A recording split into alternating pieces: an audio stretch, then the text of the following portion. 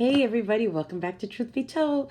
I pray that you are doing really well today. I pray that you have had an awakening. I pray that today is the day that you choose to follow God. I pray today is the day that you just realize that there's got to be more to life than what you're living.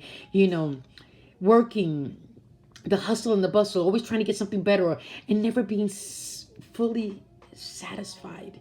If I'm speaking to you, then baby, I got some good news for you.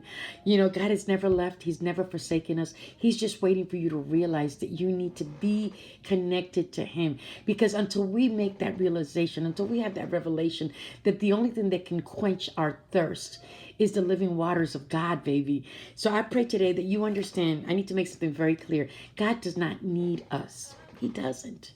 Shocker, right? But he wants us. He desires us. He wants us to cooperate with him, because unless we cooperate with him, we will never be able to obtain the wonderful gifts that he has for us. He can't give you something that you won't receive. You see what I'm saying? God is trying to flood you. He's trying to give you overflow in your life, but you're telling him, nah, I'm good. It's because, listen to me, I don't care who you are, where you're at spiritually, what you believe or don't believe. I'm telling you something. This is a truth, that there's not one person alive that doesn't want everything that God has for them. The problem is that they're not aware of what God has for them, or they don't believe that it's true. Because if you understood that it is true, it's there for you. Whosoever asks, they shall receive. People would be running and you'd be falling over each other trying to get to the throne, honey. Just trying to be in the presence of God. But the wonderful thing is that you don't need to do that. You can just find God wherever you are, because God will meet you wherever you're at.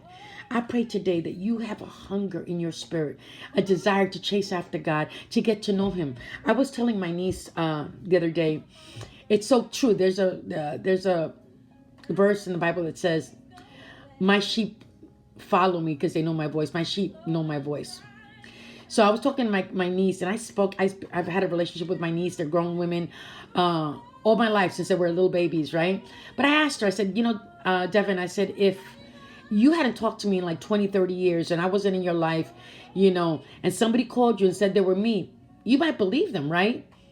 And she thought about that. I said, but since you and I talk every day or every week, I've been in your life all my life. If somebody that was not me right now today called you and said, hey, Devin, this is Titi Lisa, what would you say?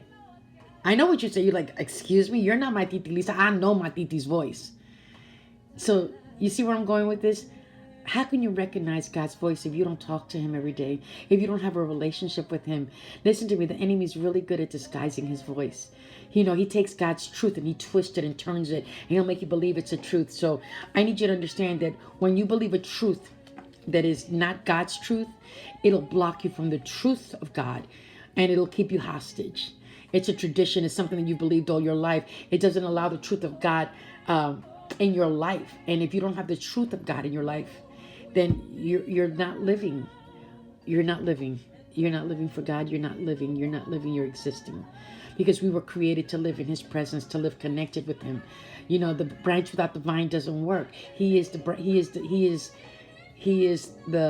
vine, we are the branches. Apart from him, we can do nothing. So I pray today in the glorious, mighty name of Jesus that you desire everything that God has for you, that you position yourself into a place where you can receive what he has for you.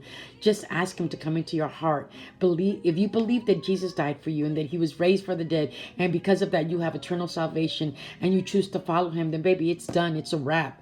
You are sealed. You're welcomed into the family, and that's when you start to receive your gifts. I pray that you receive this today in the glorious name of Jesus, because I want this for each and every person that is alive today. I love you guys. I am on Triumphant Trail and Obedient Road. Where you at? Holla.